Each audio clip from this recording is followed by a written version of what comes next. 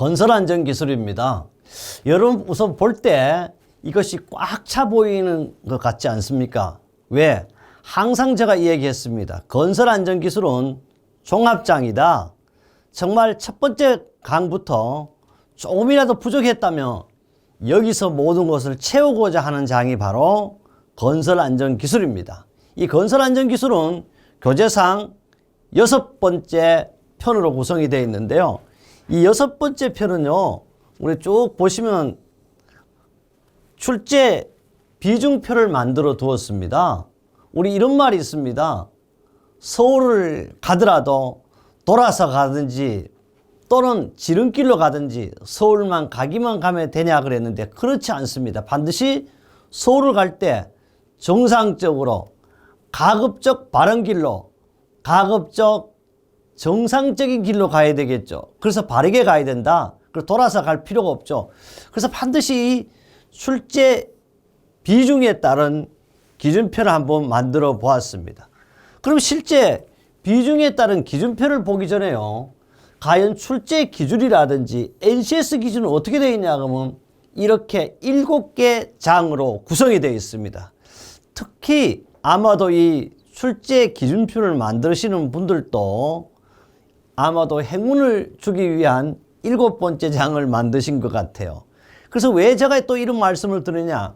우리가 항상 생각 자체도 합격의 생각을 하셔야 되고 또 말의 씨가 된다고 그랬습니다. 합격이 된다는 거지 불합격된다 하면 안 되죠. 그래서 항상 합격이 될 수 있는 이야기, 합격이 되는 말만 해야 되겠습니다. 그 첫 번째 보니까 건설공사의 안전의 기여입니다. 공사를 하던데 중요한 건 어떻게 2개의 주어가 나오면죠.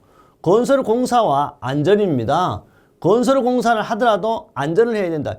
결론은 공사가 주어야 된다면 다시 이건 어떻게 목적어가 될 수 있죠. 우리 결론은 뭐요? 안전입니다. 두 번째 장은요.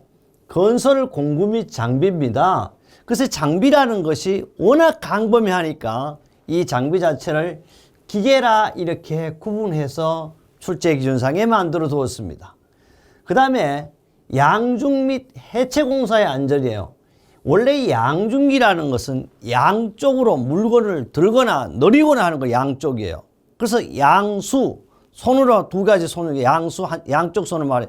그 양중. 근데 사실은 우리 양중인데 우리는 양중기 이렇게 해서 하면 좋겠습니다. 양중기라 그러면 우리가 바로 우리 꼭 알아야 될 5가지 법적 기준입니다.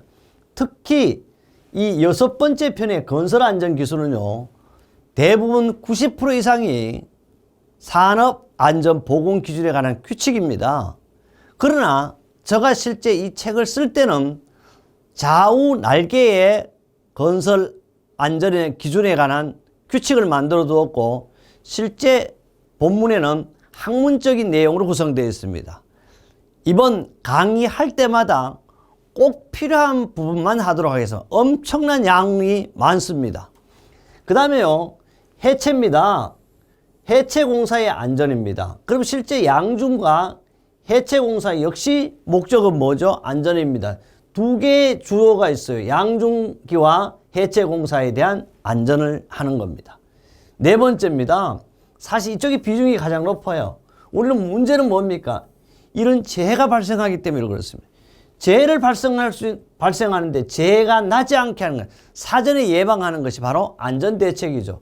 그래서 건설재해 대책에 대한 내용을 하는데 이것이 가장 우리가 시험에 많이 나오는 비중을 차지하고 있다.